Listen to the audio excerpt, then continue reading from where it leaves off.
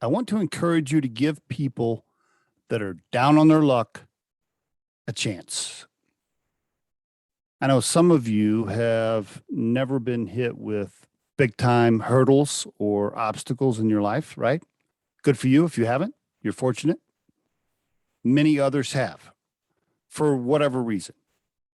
Health, financial situation, relationships, criminal activity, whatever it might be. You know, I've met so many people in my life that they just got unlucky. Seriously, they just got unlucky. And I have been so lucky and so blessed in my life. And I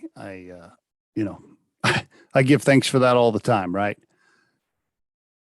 But here's an example I wanted to share with you today. And I'm hoping that when you hear this example and you meet that next person that is either interviewing for the job or wants to do business with you, and you're somewhat skeptical or you're thinking about brushing them off or passing on them because they're in a bad situation or something bad happened to them, I just want you to really think about it, right? How easily it could have been you in a tough situation instead of them. Here's the one situation I want to share with you today, and I'm sure there are many others. And by the way, feel free to share some examples here on this post when you see it. One time I was out having a good time with my wife, who was not my wife at the time. I was dating Kim, my beautiful wife. This is before we got married. And we were out at a honky tonk in Texas, lived in Texas at the time. A honky tonk, for those of you who don't know what that is where you usually go like two-stepping or swing dancing, you know, wearing your boots and your cowboy hat. Believe it or not, I used to have boots. Well, actually, I think I do still have boots and cowboy hats somewhere.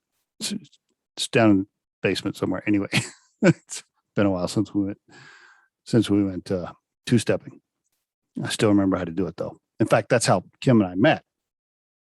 Just in case you guys didn't know, I met my wife two-stepping at a honky tonk outside of Austin, Texas. But that's not what this podcast is about, or this episode.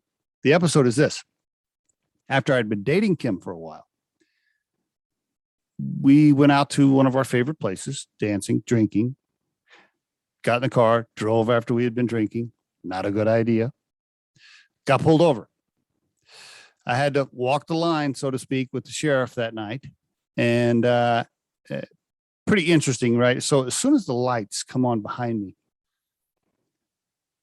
I didn't feel like I wasn't stumbling drunk, falling out of the car, right? It wasn't one of those situations, but I'd had 3 or 4 drinks and, you know, I'm sure I was tipsy. I'm sure if I'd have done a breathalyzer test, I probably wouldn't have passed. But I knew I was somewhere on the line, right? Somewhere on the edge or whatever. I'm thinking to myself, okay, this guy could take me in or could let me go. I didn't know how it was going to go. These are all split-second thoughts going through my head as soon as I see the lights behind me, right? For those of you that have been pulled over before and maybe you had a couple of drinks, I'm sure you can relate to this story.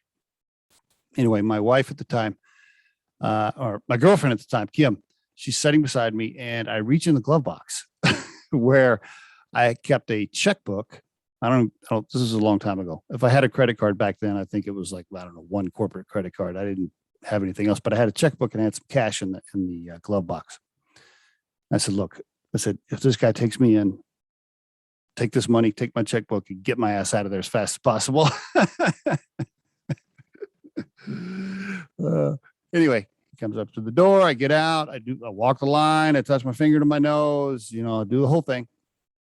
And I can tell, right? He's looking at me. He's studying on the situation. He's really, you can tell. And I'm looking at him. He's looking at me. And I can see, you know, he's like trying to make the decision right there, right? He's looking. He's like, And before he could say anything, I said, look, officer, I said, I know that you're trying to decide whether or not to take me in. And I also know that I'm probably not exactly what you're looking for right now because I saw you waiting back there on the, you know, across the street from the bar, waiting for this, you know, slobbery drunk guy to like stumble out of there and you're going to take him in. I don't think I'm the guy you're looking for tonight. And by the way, we're only 2 miles from the house. I said, also keep in mind, this is a company vehicle that I'm driving. And if you take me in right now, Not only is it going to screw up my life, but I probably will lose my job, lose my company car, which is the only car I have, because my ex-wife, because I'd already been divorced once, had taken everything else. So I had no personal vehicle. I told him, I was like, if you take me in, I lose my job, I lose this car, I got nothing. I got no car, I got no nothing. And he's just listening to me, and he's sitting there, he's staring at me. I said, so I'd really appreciate it if you just give me a chance. I'll go right home. And so he does. He says, all right. He says, get in your car right now, drive straight home. I said, okay, we'll do. Thank you, sir. Thank you.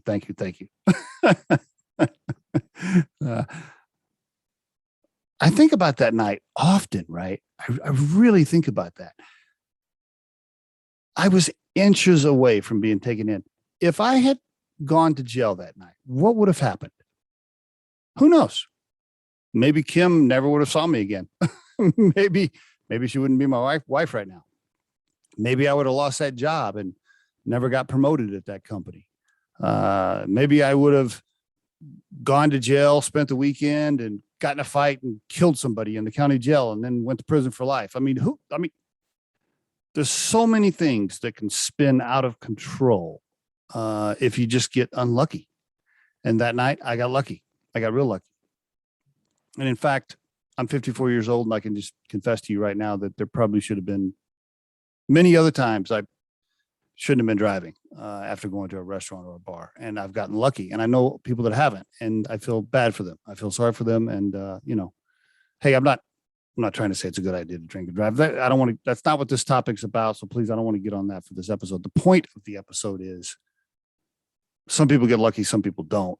And just bad shit happens to people sometimes. And when you, listening to this episode, think about your life, you probably have gotten lucky sometimes, right? And bad shit didn't fly your way when it could have. So next time you are with a coworker or an employee, or you're interviewing somebody for a job that wants to work for you, and they've hit a rough patch, or they've had some bad stuff happen to them, or they got some scars on their back, or they got a track record, or whatever has happened to them, I encourage you to take a deep breath, try to understand their situation, ask a few questions, dig in. If you don't see a long pattern of bad judgment, if you don't see a long history of bad references and bad referrals and bad decisions, and you only see a short history of that where one or two things happen to them and they're just trying to climb out of it, maybe you should give them a shot, because sometimes bad luck just happens to people. And I've met a few people like that in my life, and I've given them chances, and it usually always pays off for me. They usually always end up being a great relationship, or a great business partner of some kind, or a great employee. And there is your Riderflex tip of the day.